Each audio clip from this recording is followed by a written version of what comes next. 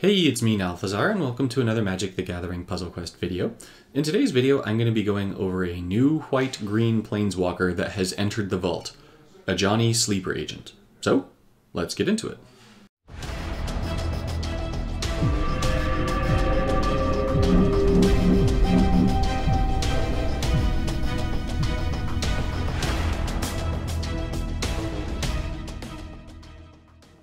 To kick things off, I want to give a big thank you to Octagon. They sent me this Planeswalker so I could make this review. So thank you guys so much for sending me the walkers, both Jaya and now Ajani, so I could make these reviews for everyone to see.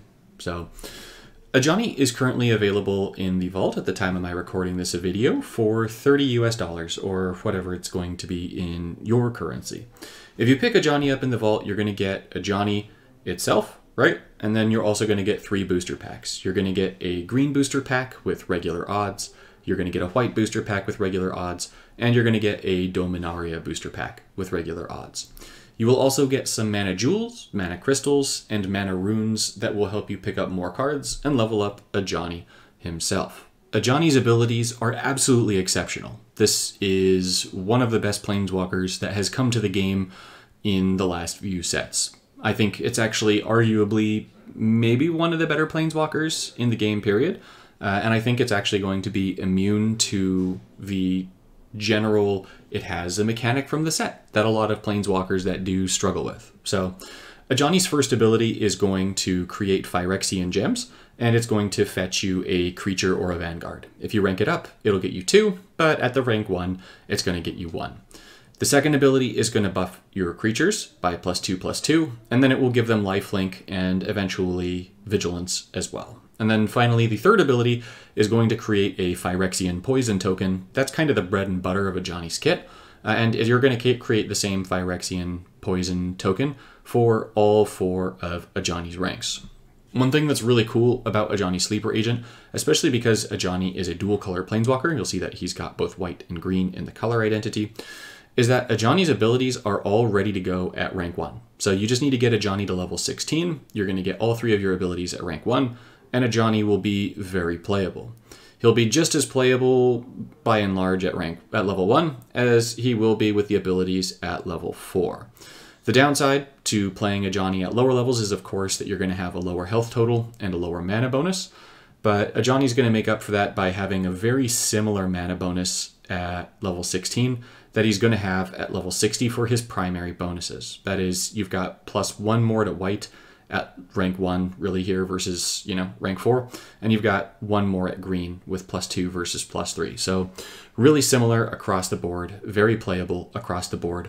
My personal recommendation, of course, is to get him to level 60 because you will be able to get more out of his kit at level 60. Simply, you can survive longer, and by having the generally better mana bonuses across the board, you're going to be able to do more and more consistently. But that said, if you do want to pick up Ajani, you don't need to have the 160,000 mana runes to level him up to max in order to be able to take advantage of his kit.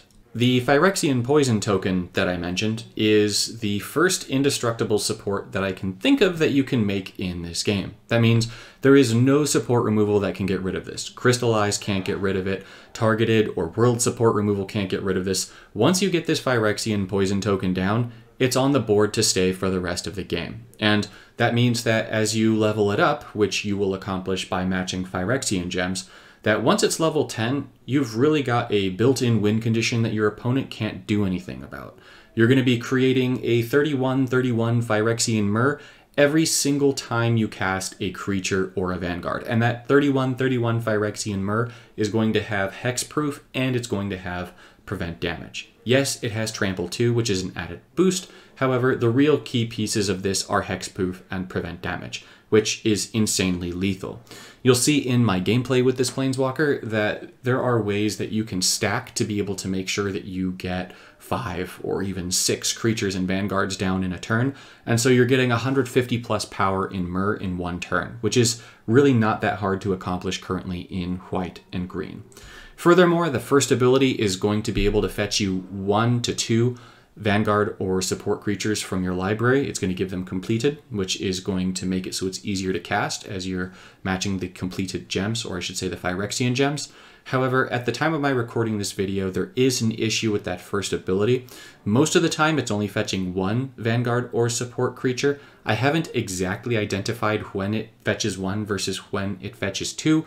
I think it's when you actually give something completed that it's actually going to go ahead and fetch the second one as well, but I'm not 100% sure on that from my testing yet. I will need to test this Planeswalker more to determine that. Ajani is really, really easy to build around. There are just so many cards in green and white that play very well together right now in the current standard.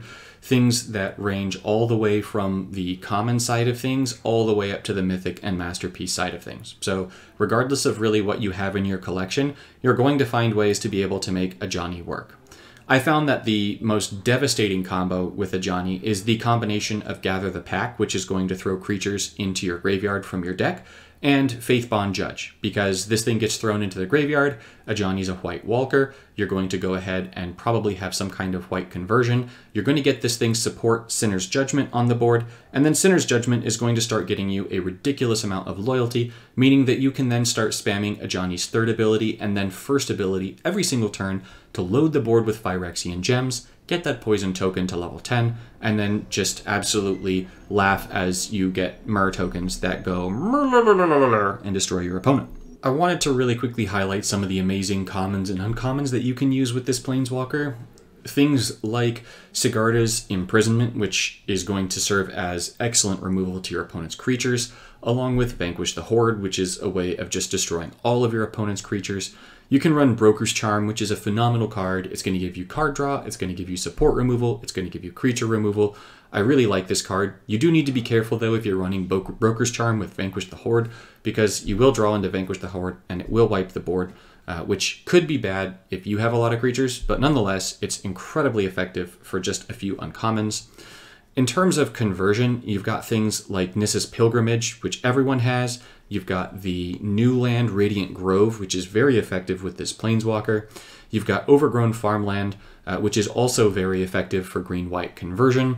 You've got some really great new options from the current set, Dominaria United, that are going to fetch you lands, things like Scout the Wilderness and Slimefoot's Survey. So you've really got a lot of ways of getting your gem conversion, which is going to enable you to match more gems, get to your abilities, get that poison token down, and then match more of the Phyrexian gems. And then finally, you've got just an absolutely phenomenal creature in Rocco, which is going to help you fetch more creatures, along with playing a creature, which is going to get more of the Phyrexian Myrrh token down. And of course, Buna the Boseiju, one of my very favorite commons of all time, which is just an absolute beast of a kill card. So there's a lot of really great options, even if you don't have a lot of the higher rarity cards, in order to make Ajani shine. And you will get to see some of that in this gameplay. I do have a giveaway in this video, so all you need to do is be subscribed to my channel, and in the comment section of this video, comment Ajani. So A-J-A-N-I. You are going to want to capitalize the A in Ajani, as it is a proper noun, but as long as you go ahead and post something about Ajani in the comment sections, section singular, then you will be entered into a raffle to win an elite pack. So Octagon was kind enough to allow me to gift some of these rare plus packs. These are the packs that have a 75% chance at a rare, a 22% chance at a mythic, and a 3% chance at a masterpiece. Given that this particular elite pack number 3, is the elite pack that is in the vault at the time of my recording this video, I'm going to go ahead and put this pack as the pack up for the giveaway. So you are most likely to get a rare, but these are the rares that are available in this elite pack. However, you could of course wind up getting one of the mythics or masterpieces as well, which is really cool because the mythics in this pack are all very interesting and solid mythics, and of course the ever-flowing chalice is a very tempting masterpiece. So if you want to be entered into the raffle, just be subscribed to my channel, comment Ajani something, preferably something that you're interested in about this current Ajani, or maybe some cards that you're interested in trying out with Ajani. And then I will randomly pull from those, and I will announce the winner in my next video. This first match that I'm showcasing with Ajani is my big kid build. It is where I am going to be using the Judge with Gather the Pack. And so this was actually my second match playing with new Ajani. I've played with Ajani a bunch since I've gotten him, but this was just my second match, and I thought it was such a cool showcase of Ajani's abilities that I decided that this would be my primary showcase of his abilities for the Mythic and Masterpiece heavy decks. You'll see that I'm running Tamiyo here. I'm also running Teferi. I'm running Halo Fountain. I'm running the Dragon Saga for removal. But the idea here is to try and get the Faithbond Judges into the graveyard, and then, of course, to get a bunch of loyalty by making a white match and then going bananas from there. So with this deck, you do want to try and get a Tamiyo out early if you can, because getting that early Tamiyo out means that you are going to be able to start pumping her up. And once you've got her to 7 shields, she's going to be giving full mana to all the cards in your hand every single turn, which is just an absolutely nutty ability. I would actually say that Tamiyo is one of the cards that benefited the most from the most recent standard shift, just because without there being as much conversion, she just is so effective. It's disgusting.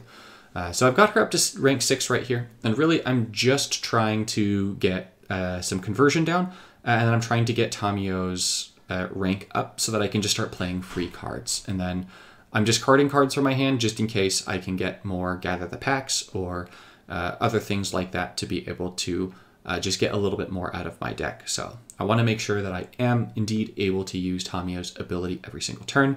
You'll see that I have Tamiyo at 7 here, and I actually wind up using my first ability as well. And so in the event that you're wondering why I used my first ability there, it's because I have a white match, which is going to get me Sinner's Judgment copies on the board, which means that next turn I'm going to gain an absolutely unreal amount of loyalty. And so I don't actually need to have that loyalty from my first anymore, as I'm going to be getting enough loyalty to just immediately go into my third ability here for this turn. So loyalty is now just free. So it's basically a free activation of my first for fetch and putting some extra Phyrexian gems on the battlefield. And I absolutely want the Phyrexian gems on the battlefield because, remember, we need to match 10 of them in order to be able to get our Phyrexian Poison token from Ajani's third ability to level 10. And then once we've got that to level 10, we just sort of get to laugh our way to victory. So we get rid of my opponent's Saga. I very much don't want that. You'll see that Tamiyo now has 7 shields. So she is going to be giving all the cards in my hand full mana. And so at this point, what I want to do is I want to have 6 creatures and or vanguards in my hand pretty much all times. So I'm going to want to get the support to level 10. And then once I've got that support to level 10, I want to have all those creatures and vanguards in my hand so that I can just play all of them and get one huge Myr token down. And that huge Myr token will hopefully be able to kill my opponent in one turn. So you'll see that I've got a white into green match that is kind of tempting, but I do actually want the Phyrexian matches instead, just because I want to be ranking up. I want to be ranking up that poison token. So even though I'm giving my opponent some pretty good matches, you'll see that I'm just freely getting to boost my own board and my hand, right? Like I'm just getting a hand that's absolutely loaded with cards. Tamiyo is giving me an absolute ridiculous amount of mana. So here what I can do is I can actually just go ahead and play the cards in my hand if I want to. I've got my poison token up, so I just need to get it up a little bit more. And you'll see here that I'm going to test something out. I'm going to take the landfall match with the loyalty gems to see if that finishes leveling up my poison token, and you'll see that it does. So I'm going to play my Phyrexian Myr token. Interestingly, the first Phyrexian Myr token that you play doesn't seem to get the boost all the time, even if you are at level 10.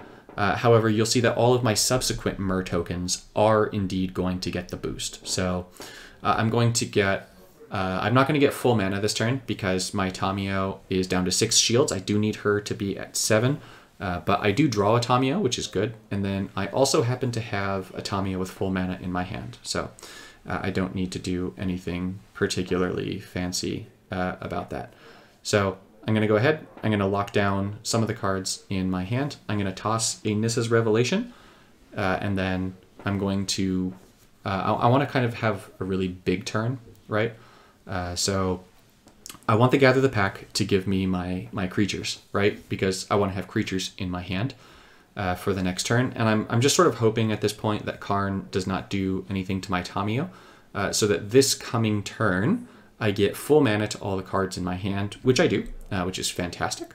And then I'm able to play 3 Vanguards and 2 creatures, which is going to be 5. And then I've also got my Nissa's Revelation here. So I'm going to go ahead, take a look at what I've got. And I actually use my second ability here just to make sure that all my creatures have lifelink, because that's going to be a really big deal here, especially because this Myr token is definitely going to need that lifelink. And I think I make a silly play here. I think I actually get rid of my Nissa's Revelation, which I should not do because there's a 5 match of white on the bottom.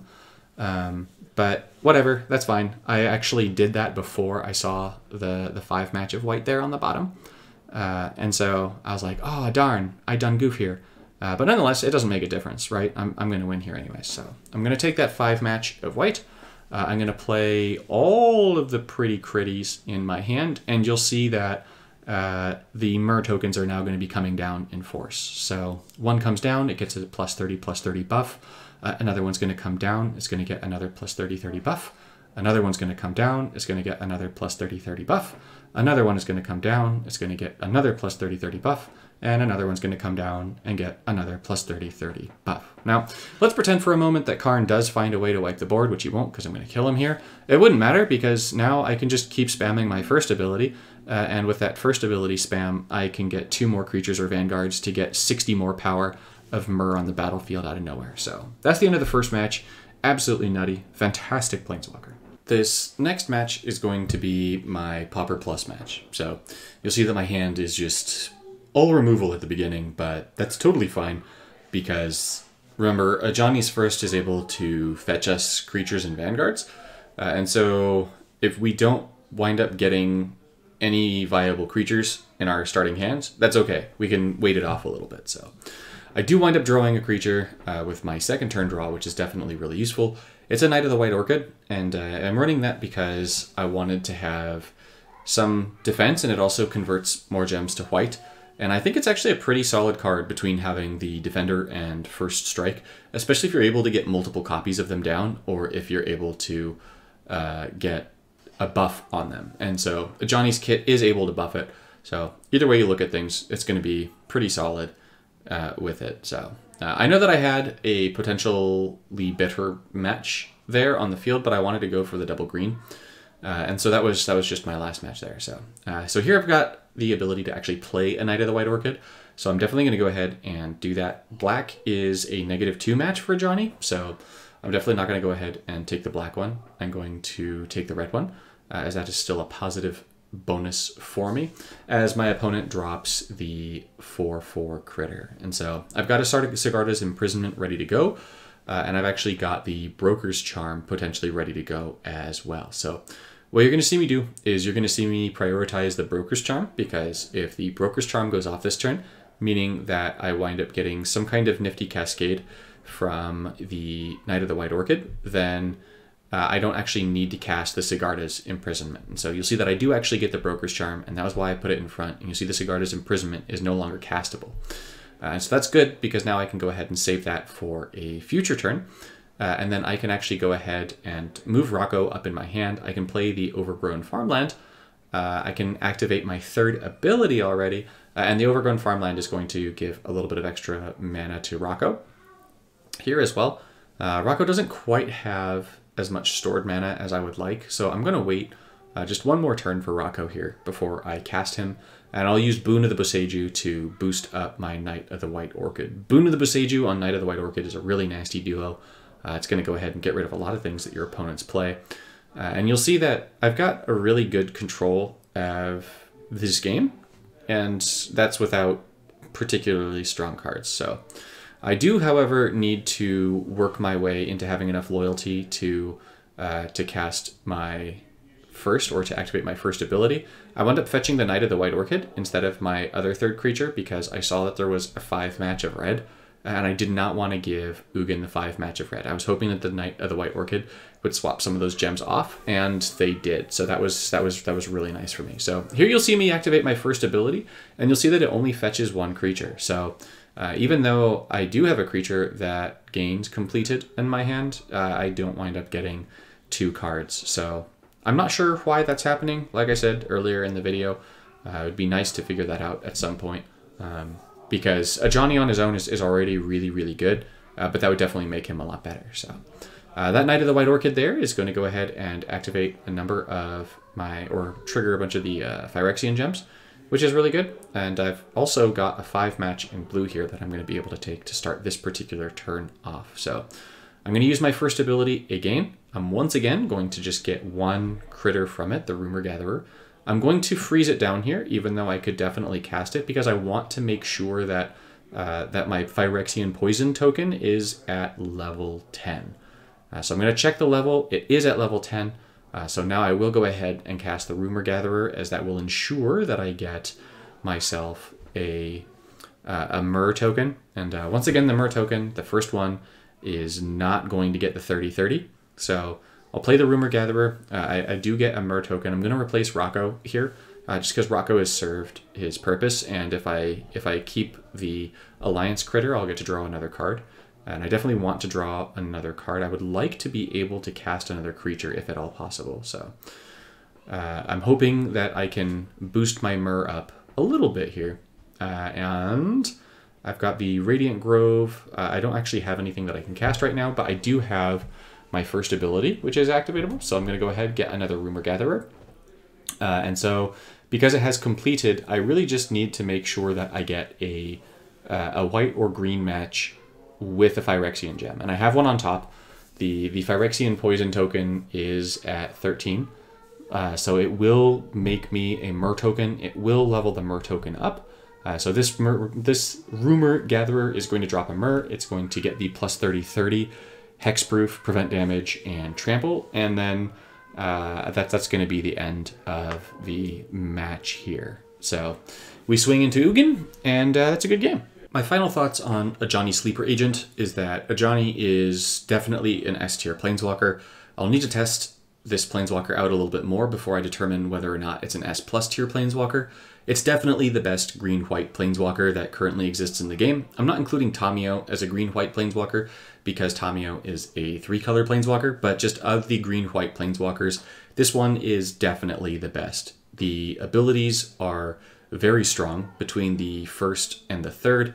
Even though the first isn't working properly at the time of my recording this video, when that ability is working properly, it's going to be even more crazy good than it is now. 8 loyalty to fetch 2 creatures and or vanguards is just really, not and or, like 2 creatures or vanguards is really, really good. And then the Phyrexian Poison token coming down and lasting forever and making you those big Myr tokens is also really good. The synergy in the kit for this Planeswalker is fantastic, and just the cards that we have available to us in green and white right now are some of the best in the game. So thank you all so much for watching, and I'll see you in the next one.